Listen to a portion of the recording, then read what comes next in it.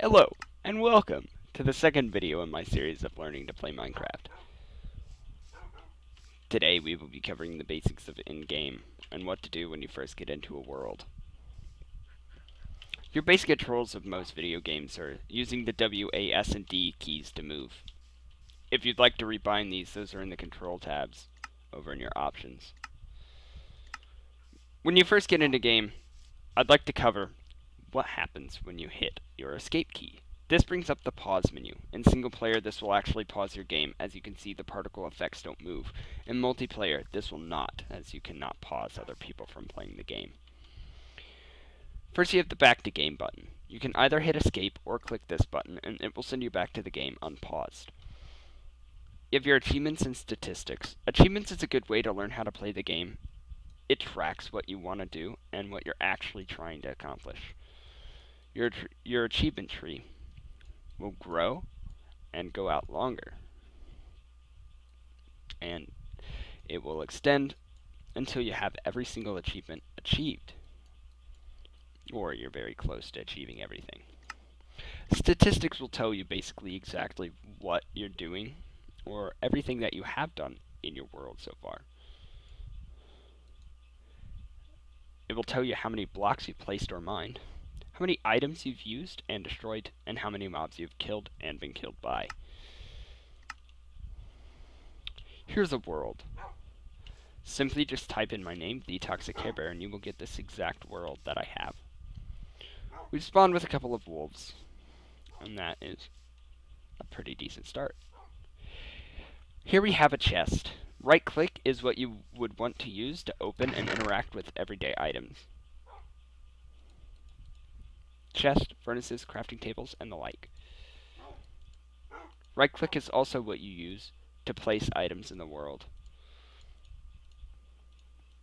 Here I am combining all of the sticks inside of this chest into one stack.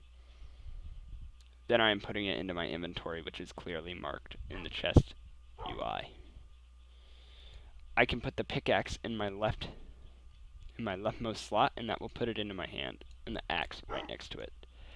The bread is a very good food supply, as well as an apple. We're going to save those for later.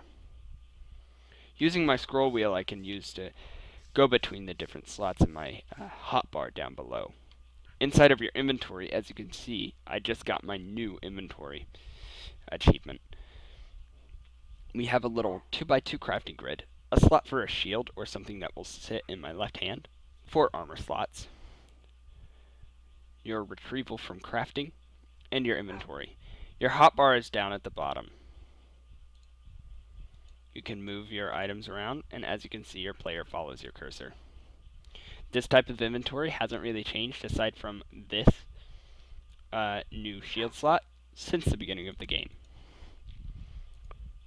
As you can see, that bread is now moving down here whenever I move it. To select different things on the hotkeys, or on the hotbar, you can also use your 1 through 9 keys, but that will not work on the numpad.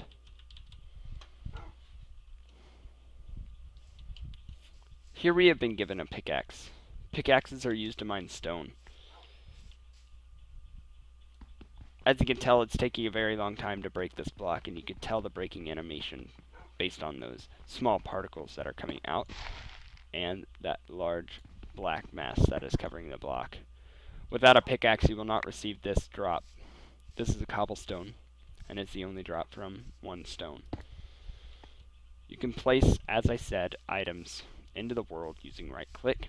You can jump using spacebar, and depending on your keybinds, you can crouch.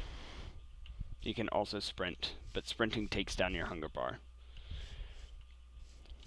Down below you have health, experience, and hunger.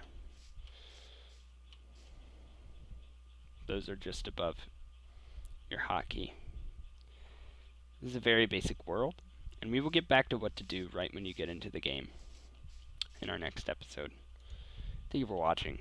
My name is The Toxic Care Bear. I'll see you guys next time.